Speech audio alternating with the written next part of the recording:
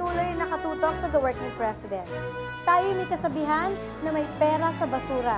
Pero alam niyo bang maaari na rin nating sabihin na may enerhiya sa basura? Ating alamin ang pinakabago alternatibo o renewable energy na hatid ng kauna-unahang methane power plant sa bansa.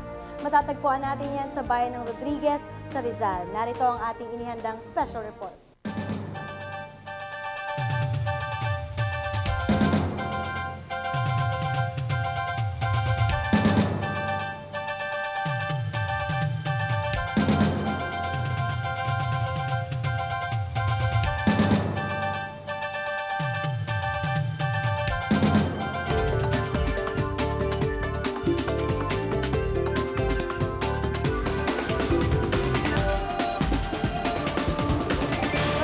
Ang pagdami ng nalilikom na basura sa Kamaynilaan araw-araw sa nakalipas sa 10 taon. Ayon sa Metro Manila Development Authority o MMDA, umaabot na sa 8,000 toneladang bio at non-biodegradable waste ng Maynila ang kailangang mabigyang solusyon. Sa tulong ng bagong teknolohiya ng pribadong istruktura ng Montalban Methane Power Corporation o MMPC sa Rodriguez, Rizal, mabibigyang solusyon ng isang dekadang problema ng Maynila sa basura. Montalban Methane Power Corporation is a company set up to generate electricity and utilize the gas being generated on the landfill site at Montalban. It's a rather large landfill site and it generates enough gas to produce significant electricity. It differs from other power plants in that we are utilizing a waste gas. We are utilizing a gas that normally vents to atmosphere. The gas is generated within the waste in the landfill. This gas is an ozone depleting gas. It damages the ozone, the atmosphere. Maliban sa pagbuo ng alternatibong enerhiya, solusyon din laban sa banta ng global warming ang hatid ng MMPC. Yung methane na nanggagaling sa basura, yun yung pinakamalaki ang factor na nagkukontribute sa global warming. Pero sa bayan ng Montalban, pag dinala mo ang basura, nagawa namin ang pamamaraan na makuha yung basura at gawin itong alternatibong panggatong, alternative fuel, renewable energy, kapalit ng diesel o ng coal na parehong imported.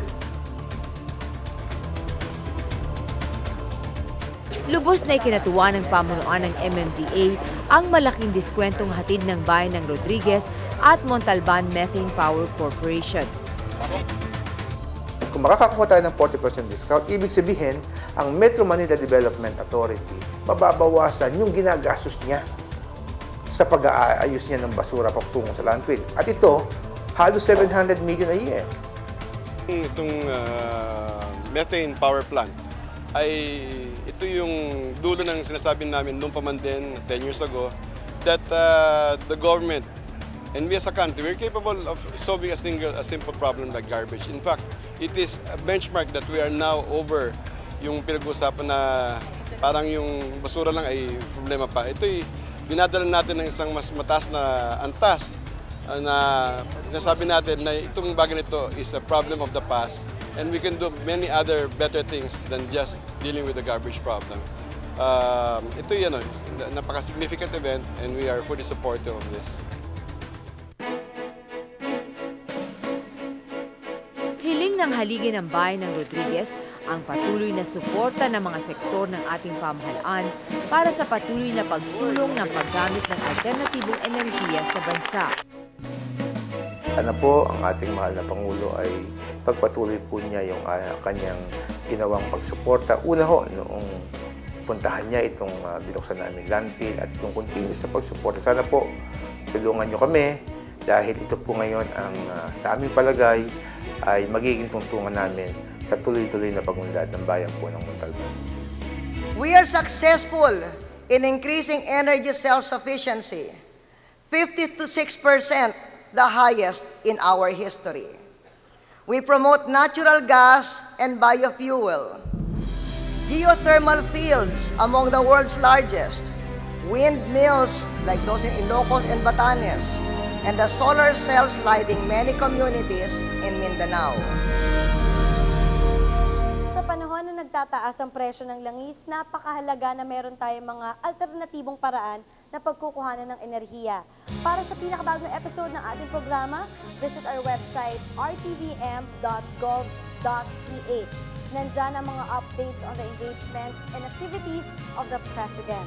Register na po para sa inyong mga video request. Ako po si Jelina Magdangal at ito ang The Working President. Samahan niyo kaming muli next week.